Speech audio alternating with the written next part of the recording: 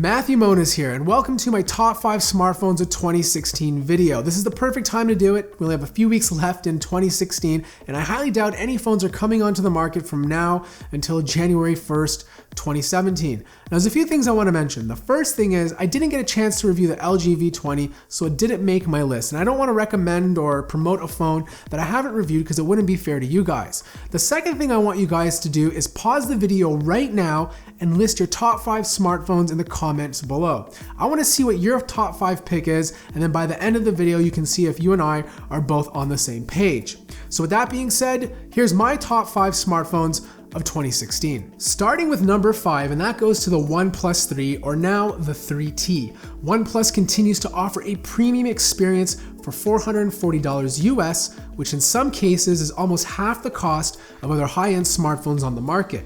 It may have a simple design, but it's one of the most comfortable phones I've held all year. I also like the fact that it runs really fast and uses a stock Android UI while offering some very useful tweaks. Now don't get me wrong, it's not perfect, the display is okay, and the camera is not flagship quality, but for $440 US, you're almost getting a true flagship experience. Now I also want to give an honorable mention to the ZTE Axon 7. It sits around the same price range, have similar specs, but the big differences are that it has a better display, it's QHD and AMOLED, and has superior sound quality. So it has a higher DAC inside of it and has dual front-facing speakers.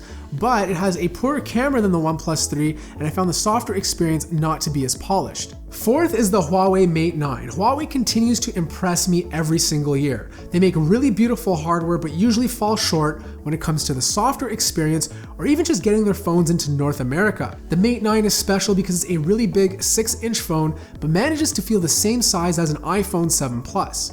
It's also the first time I've enjoyed using Huawei's MUI software. With their latest version 5.0, they've reduced the clutter, added an app drawer, and cleaned up the notification center. The only shortcomings of the phone is that it's not available worldwide, the camera is really poor in low light, and even though the 1080p screen looks good, I think a QHD AMOLED display would really shine on this phone. The bottom line is if you really love big phones, then this is the one you should get. Expect a US release in early 2017. Number 3 goes to the Samsung Galaxy S7, and I picked the S7 over the S7 Edge only because it's easier to hold, easier to type on, and it's the only phone in this list with a display smaller than 5.5 inches. The S7 packs every hardware feature you want into a phone: wireless charging, fast charging, and even water resistance. Even with all these features, it still manages to have one of the best designs on a smartphone to date.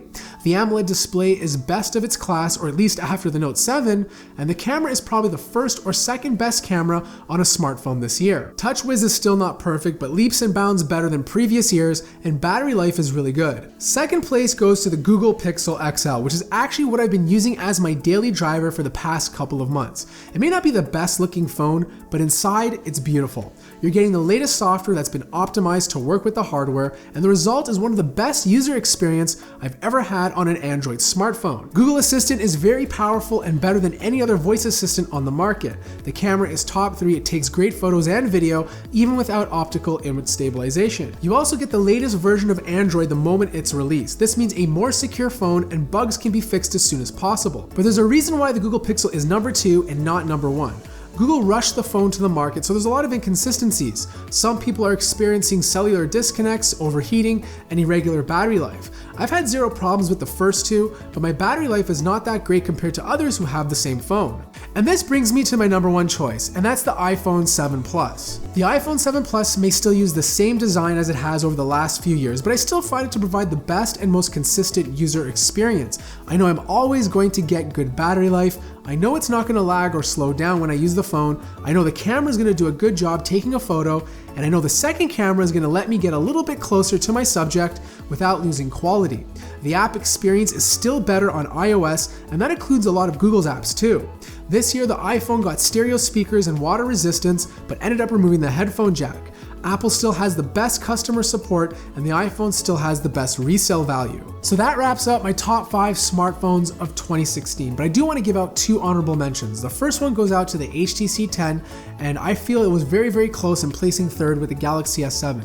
The reason it didn't is because the S7 had better battery life, a better display, water resistance, and wireless charging, while the HTC 10 only had better speakers and of course, better software experience. The second honorable mention goes to the Moto Z. It's a fantastic device, and it did the whole modular approach right.